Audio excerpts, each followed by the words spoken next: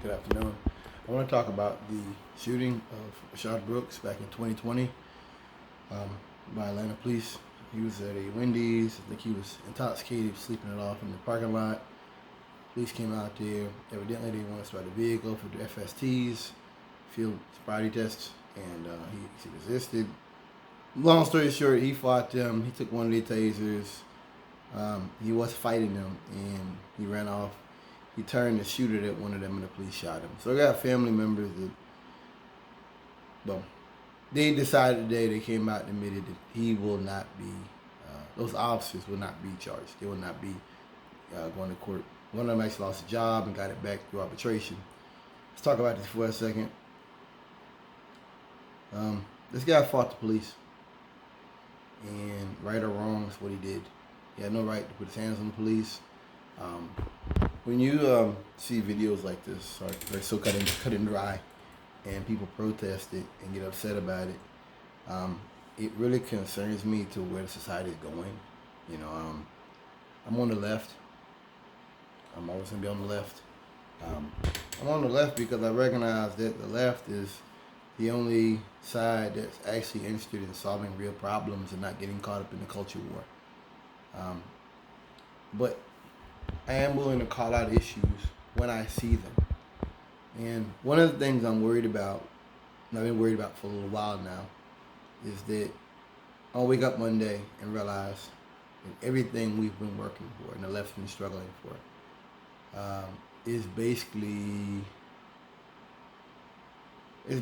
just a weakening of societal norms, weakening of the law, weakening of what police officers can do, and just a creation of a sort of a criminal culture, and like legitimizing like criminal culture, and not making a world where everybody can live, but making a world that's much more dangerous and is much more ruthless and full of people who are reckless and people who are trying to evince evil intentions. I don't like that.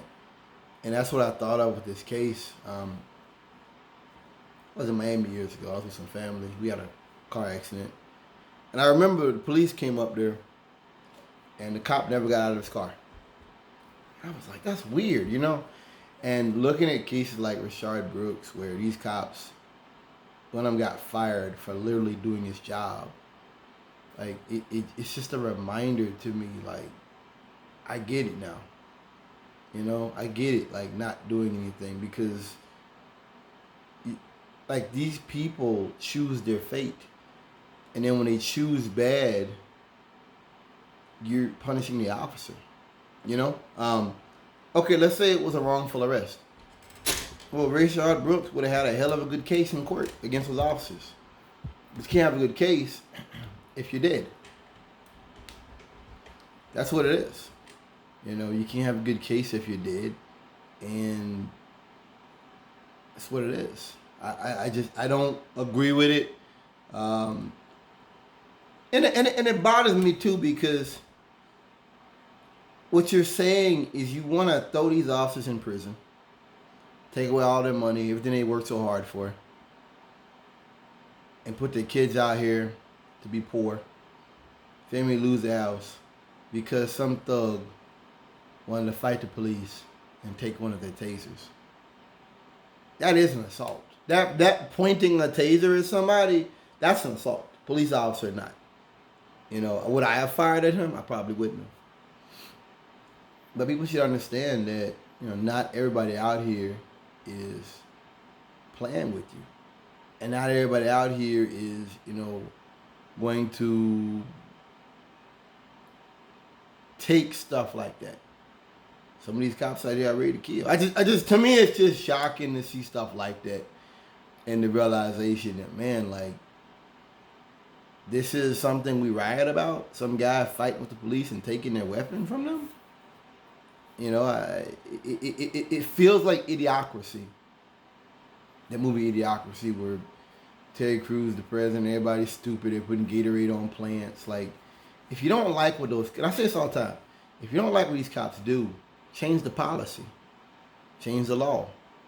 But what so many people out here are doing hysterically is they want to crucify cops for following their department's policy. That's wrong. And I feel like I shouldn't have to explain why that's wrong. That is wrong, and it bothers me to see things like that. It bothers me to realize that that's where the Black Lives Matter struggle has really taken us to. That you can go out here and just saw a video in LA where a guy did a robbery. 2 guys ran out with the guns in front of the cops didn't shoot. And I thought to myself, why didn't they shoot? They had their guns. Like you could see them. Even without the slow in the video, I could see one of them had the gun like right here in his hand. I ain't talking about putting it away. I'm saying it's in his hand, nigga. That's a shooting. It's a robbery. You got a gun? And I got guns and I'm giving you command. I probably would have shot. Because you're facing me. All it takes is this. You're facing me. You're not even running at that point. You know what I mean? Those use of force things are not to help criminals. They're to minimize damage. I'm going to be clear about that. All that stuff is not to give criminals the easy way out. Like, okay, I'll do this, and technically when the police show up, technically I'm not a deadly threat to them. Like, that's not what it's for. It's so that people have a chance to give up. Like if I'm like the one in Charlotte with Burger King where the dude dropped the gun, the police shot him. Okay, that was bad. But it was not designed where someone's got a gun and they're running around with a gun in front of the police and the police can't shoot until the dude lifts his gun up. Like that's not the kind of world I'm fighting for.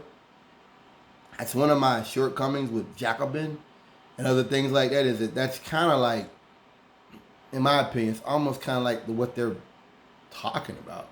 You want a world where the minute a policeman gets out of his car, he's facing a grand jury, and if he pulls his gun, he's going to be indicted, and if he fires the gun, he's going to be convicted. Like you're making a world where they can't do anything. I don't want to live in that kind of society.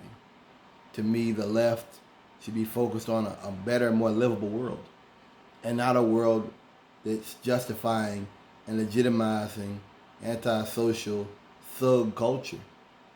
When people go somewhere to do a robbery, people go somewhere to engage in criminal conduct.